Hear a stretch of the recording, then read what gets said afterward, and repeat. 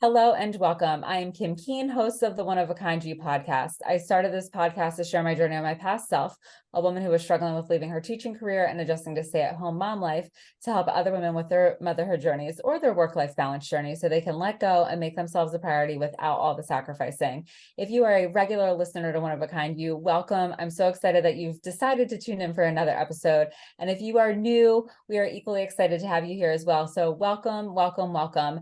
The way this podcast usually works is I share a journal entry of mine and I reflect on what I know now as a certified life coach and what I wish I knew in the thick of the struggle. But today we have a special guest with us. Her name is Dana Diaz, and she is a wife, a mother, and an author of a best-selling book called Gasping For Air, The Stranglehold of Narcissistic Abuse. She's had a lifelong experience with narcissistic abuse, which began in her childhood. And her education in journalism and psychology at DePaul University in Chicago has given her the ability to accurately verbalize and express how narcissistic abuse creates confusion and conflict within victims so that she can help other victims know they are not alone and better understand their own circumstances. So she is a proud voice for fellow victims who are unable, afraid, or ashamed to share their experiences in order to create awareness and understanding to ensure that victims are given the support they need to first understand their situation and then begin the healing process. So her first book chronicles her own abusive marriage that lasted almost three decades. And she really started as a journal that she hid under the couch cushion in the basement. So Dana, without further ado, thank you so much for joining us on One of a Kind You. Was there anything that I missed in your introduction? I don't think so. I think between that and the book, I've covered most bases. But yeah, I definitely have had an interesting life. Not one that I would have necessarily chosen, but one that definitely people can learn from at least and can relate to in some way. Yes. So I think it's fascinating that you hid your journal under the couch cushion in the basement. Were you not afraid that someone was going to find it? I was deathly afraid. That's why it was under the couch cushion in the basement. But mothers can understand this. You know, when your kids come home at the end of the school year with all these notebooks that they really didn't need, that you had to buy, but they scribbled all over them instead Yes. of using them for school. Yes. Yes, that's what I wrote in because I thought it was unsuspecting. I just tore out the used pages from my son's a green notebook, but it had all kinds of, I don't even know what he was trying to draw on the front of it, some kind of space guy or something. But I thought if anyone found it, especially my then husband, you know, he wouldn't have opened it up to look through it for anything. So I wrote in that some of the things that were happening, some of the things that were said, because I was being gaslighted and told I never did that. I never said that. You're crazy. You're delusional. But I try to be self-aware, and I think as mothers, we we don't want to raise our, you know, if I was incapable or in any way compromised mentally to be able to raise my son the way I wanted to, I wanted to be aware of that and I wanted to seek the help I needed. But I was being told my entire reality as I was perceiving it was completely wrong. So I just started using one of these kids' notebooks, you know, that he had scribbled all over, and just this date and time, this is what happened, this is what was said, just so I knew what was what. And, you know, kind of to validate myself because I didn't have any other outlet to do that. I think that's fascinating that you were aware enough to realize, like, I need some tool to help me through this. And the first tool that you thought of was writing it down. You know, it's like, what more concrete way? It's perfect because it's there in writing, it's black and white. Did you ever use that journal as proof to him? Like, oh my gosh, you did say this to me on, you know, September 18th, 2000, whatever. You said this, look, here it is. Or did you not even feel like that was helpful? You know, this was towards the end. So at that point, you know, 20 some years in, there was never going to be anything that was going to change his ideas. You know, if either one of us was delusional, I think when you're dealing with a narcissist that is so convinced that they are correct, you will never. I actually did in a few situations where he accused me of certain things, present him with physical evidence, not even my writing. Like, you know, I'm talking about bank statements, things like that.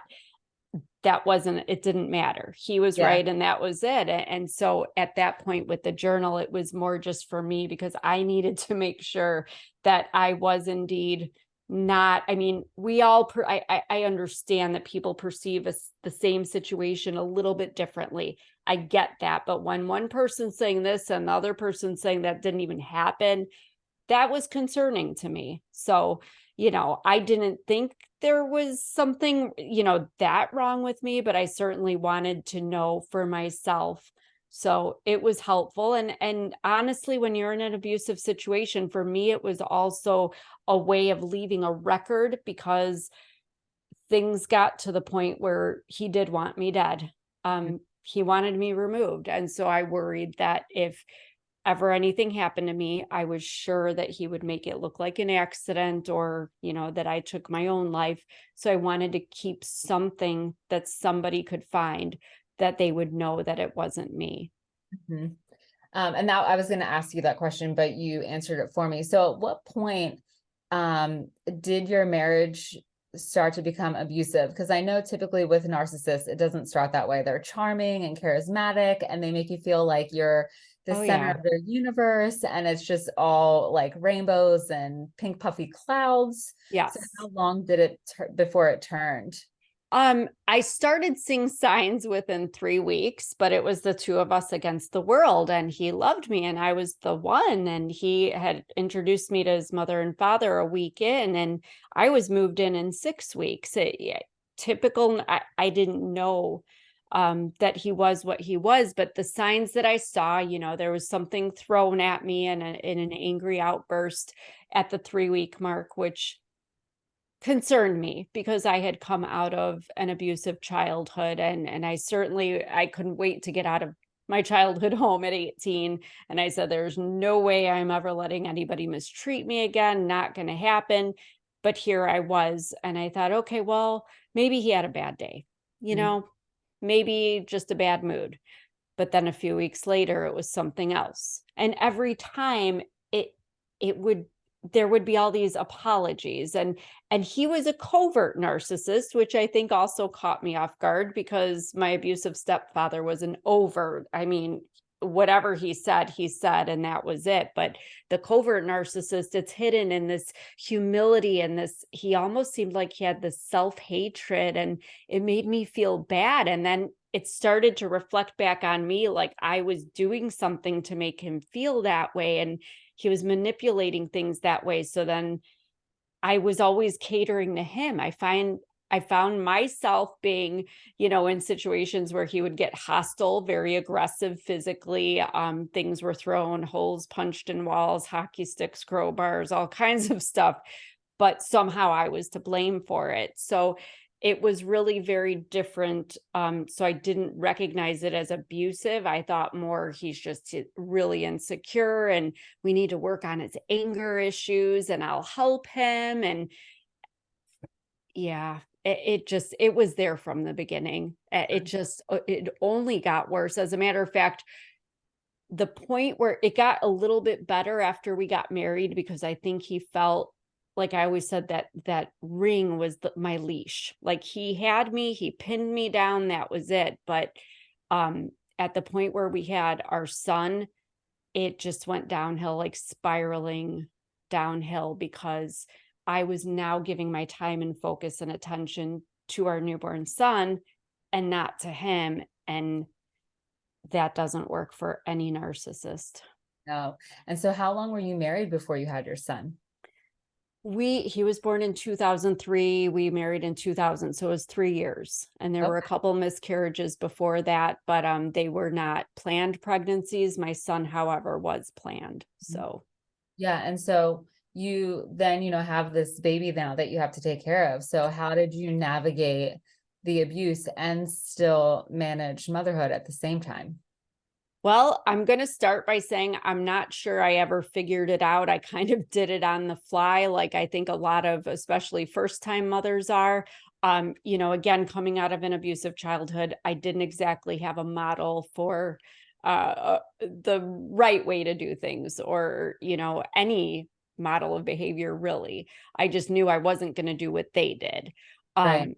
So it was scary because I think every woman, when she has especially her first baby, you're like, where's my mom? Where's my grandma? I need people. I didn't have sisters or anybody else to kind of guide me and help me. Were you And an here only I was with this baby. I was an only child until I was 14. My mother, I was a teenage pregnancy. She did not want me, child? which partially explains why I was treated the way I was treated. I was born on her 17th birthday. Immediately after I was born, she had the doctor tie her tubes. Really? Yes. Wow. So, I'm surprised they yeah, did that because I nowadays they make you know. have two babies before, or they won't tie them after. Right. They want you to have at least two babies before they just let you make that decision. This was in the 70s. I Yeah. don't know. I don't know when that changed, but 17, she Wow. obviously did not want children. So when she married, who she is still married to, my stepfather, he was very adamant. The issue has always been I'm not his and I was a burden and he shouldn't have to pay for another man's child and nobody would ever love me and all that. So he needed to have his own child because he's an overt narcissist that just needs a mini me to go and be everything that, represent him well and make him look good.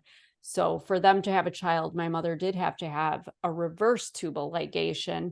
which by the time they did the procedure and then did a few after procedures to perfect it, she actually had 16 miscarriages before she carried their Whoa. child a full term. Yeah. So there's a Wow. lot going on in my childhood home. Yes. There was a lot going on there. But they had a child when I was 14. Okay. But at that point, I was told that they were a family and I am not part of it. Mhm. And I was just basically given $50 a week. Here's for food. You have a place to sleep. What the hell more do you want? So, yeah, Wow. that's So how I got through high school. And so when I was 18, I was just like, okay, have a great life. See you later. yeah. So I do have a half brother. We are in touch. He's Uh-huh. amazing and I love him very much, but we don't Amazing. speak about our parents. Yeah. Have any we don't have very much contact, I will say that, but Uh-huh. we're respectful of the fact that we each lived our own childhood and it is what it is and we just don't go there because he would prefer not to.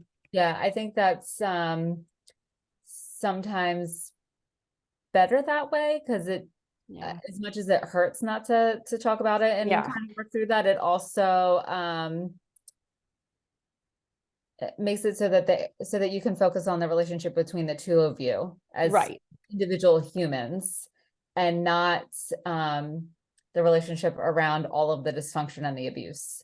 Exactly. And I will always say, and I've said it a million times, I am just glad he got two parents that were the parents that every child should want. He was loved, he was wanted, he was supported, encouraged, still is. They have a very close relationship, but for us to have one, we just need to leave family outside of that. And that was his request. And I'm glad that he was mature enough to have that with me, to just understand that, I did not have that experience, but we'll just leave it to what it is and just be siblings and love each other in our own way. Yeah. And so since you didn't really have a sibling even from your mom's family, did you have anyone in your husband's family that you could turn to when you had your son? He had a half sister and I did turn to her when I could, but the problem with that was that I had to be very careful because of him, Mhm. because he always felt like his sister and his mother and other relatives liked me better than they liked him. Oh my So he goodness. was, I know, Great. I can't get a break. He had said that many times and he would almost try to put a division between me and his sister. He didn't talk very respectfully at all about her, almost acted like he couldn't stand or didn't care and he didn't understand why I needed a relationship, but I was very excited. But I just had to tread carefully because at the end of the day, they were still siblings And even though we were all just trying to be family, I was married in, and there's just a delicate, with him and the things I was going through with him, those were not things that they would readily accept about him.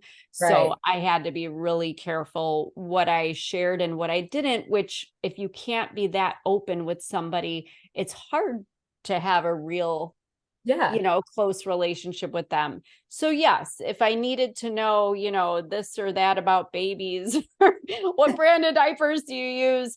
I Yeah. could call her, but it's still, he had us moved so far away from everybody. I was still alone Mhm. geographically, physically with this baby, scared to death because you hear all these things about you're going to turn into your parents. And I was like, there's no way. I will never lay a hand on this child. I will make sure this child is so loved, but not so loved that he Mhm. turns into his dad like a narcissist. Like so I'm struggling with all this. And then on top of it, I have this man screaming at me, interrupting, every time the baby, our son would wake up in the middle of the night, he would scream at me to where he was spitting Ugh. in my face. And I mean, the things he would call me, there's one particular 2-word phrase that's not nice. It's vulgar. That honestly, he called me so much, I responded to it like it was my name, and in front of the baby. And I realize babies don't understand it, but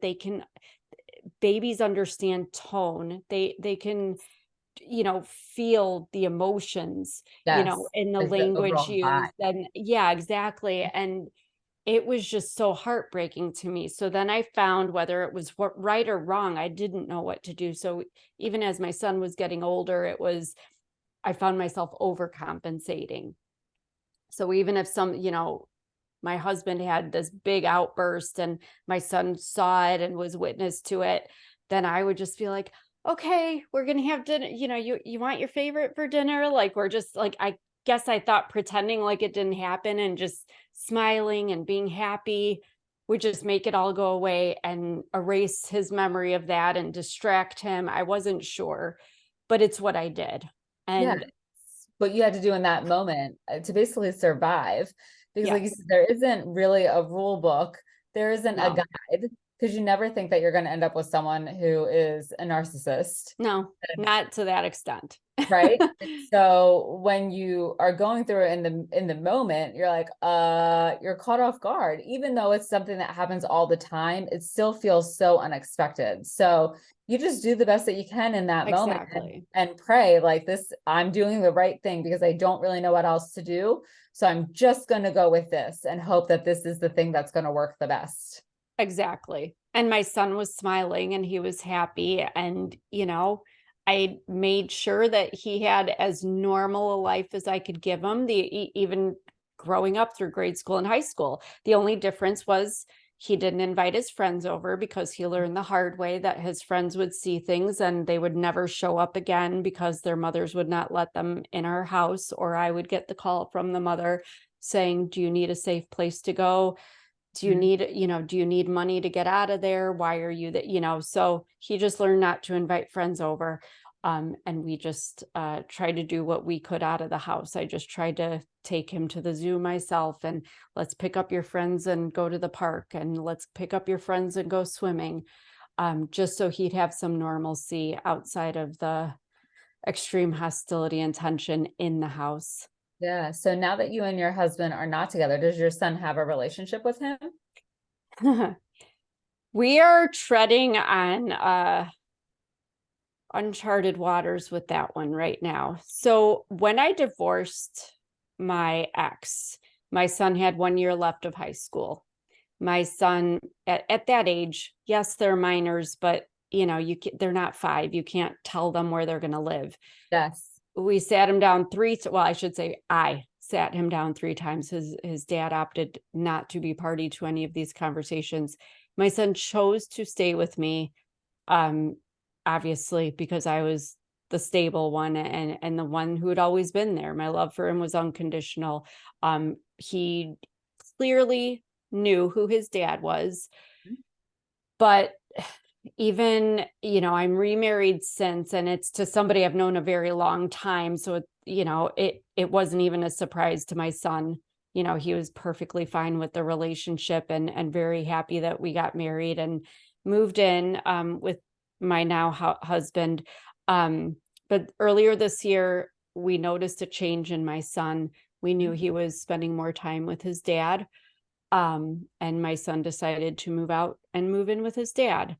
Mm. Um, so that was, needless to say, extremely heartbreaking. I felt betrayed. I felt it was disloyal. I felt a lot of really awful things.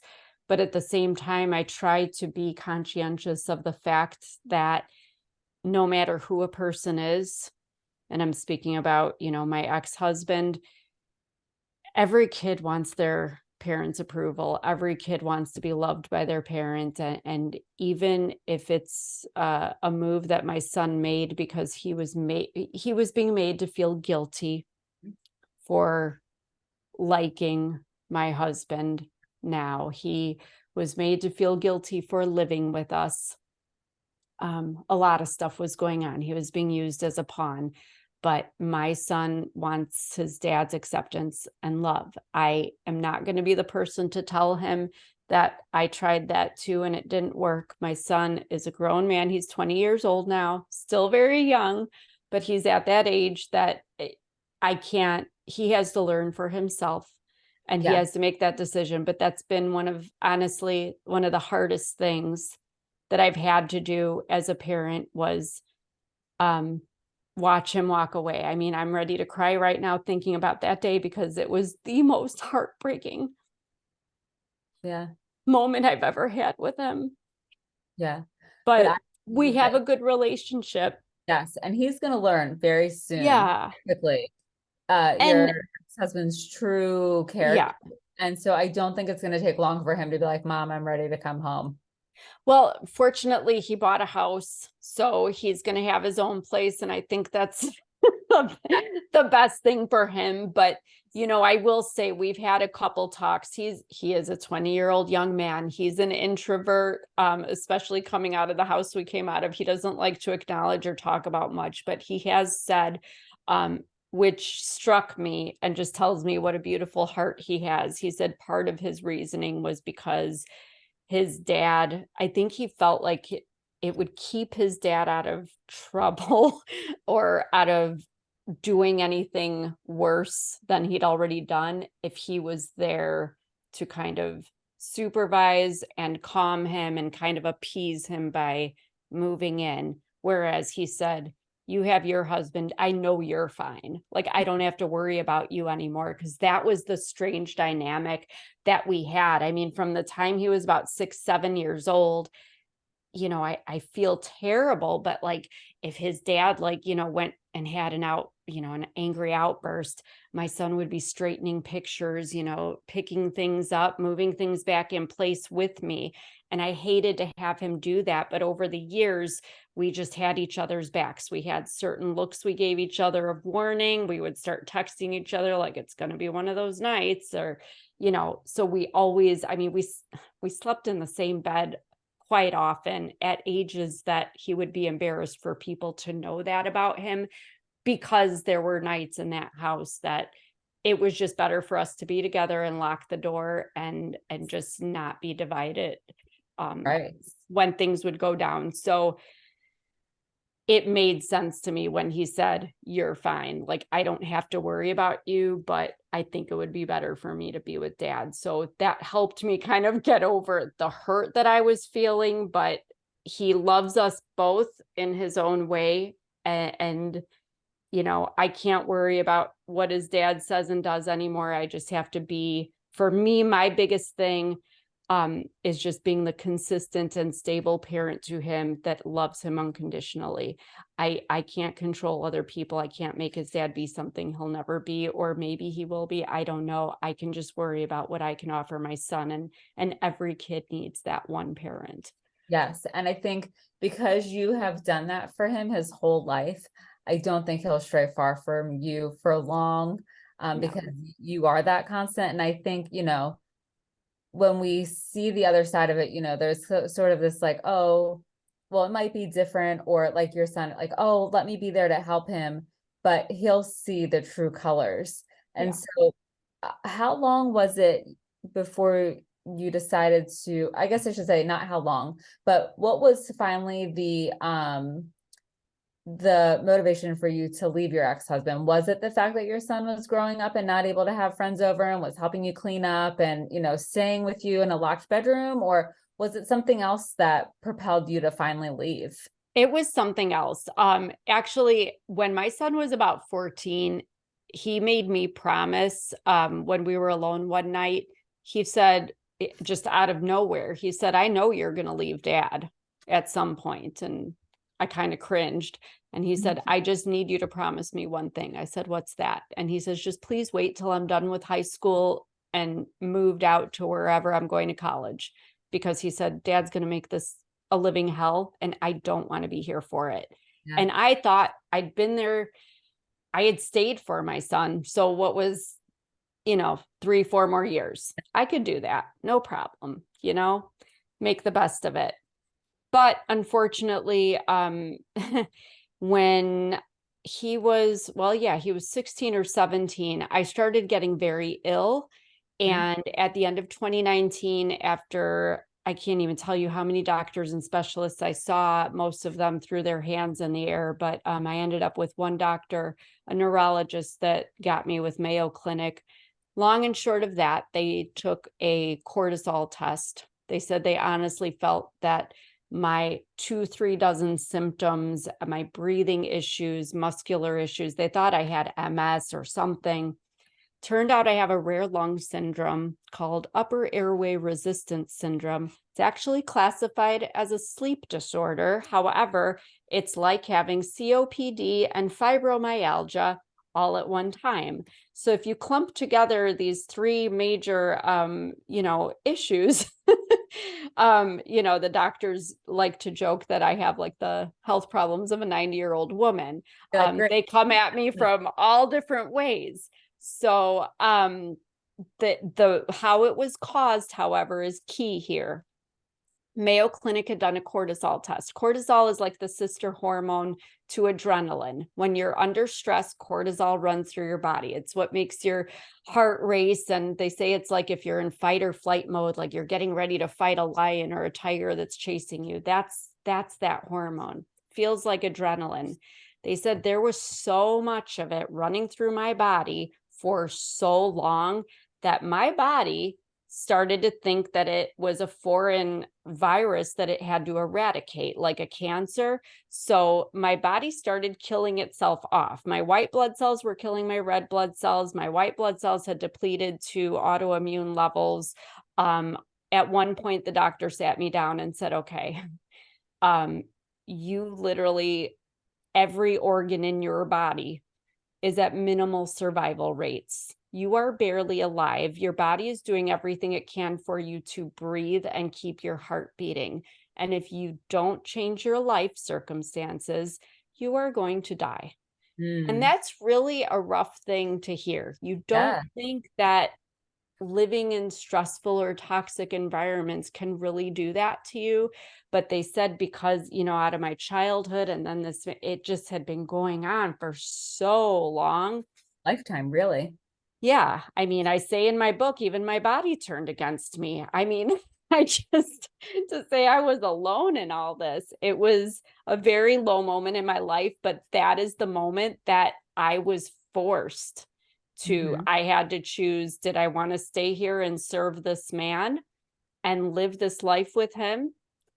Or do I choose myself for once, even over my son, who I made this promise to? Yeah. But I wanted to be alive and I wanted to live better than what I was living. I could barely move. I could barely breathe. It was awful. So I decided to talk to an attorney, but unfortunately COVID hit, and we were put under a shelter in place, at which point the three of us were stuck in that house for a few months. Sounds And like that was fun. Yeah, but that's when I took that journal out of under the base. I moved to the basement then.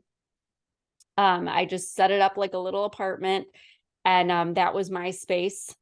And I took that journal that I had been keeping my record of atrocities in, and I started, since we all had time, we were at home, I started elaborating on the stories, and that's actually what ended up becoming the book. Wow, that's fascinating. So, if there is someone who is in a situation similar to you, and they recognize that they need to make a change, what is one thing that you could share with them that would help them start that journey? The one thing that I learned after everything, because I've been there, you want to stay for the kids, you think you're doing the right thing, he'll change, you'll get better, you'll mature. I've been there. Even spiritually, you didn't divorce. I was Catholic, you didn't divorce. The one thing I learned, your children aren't going to be happy and well unless you're happy and well.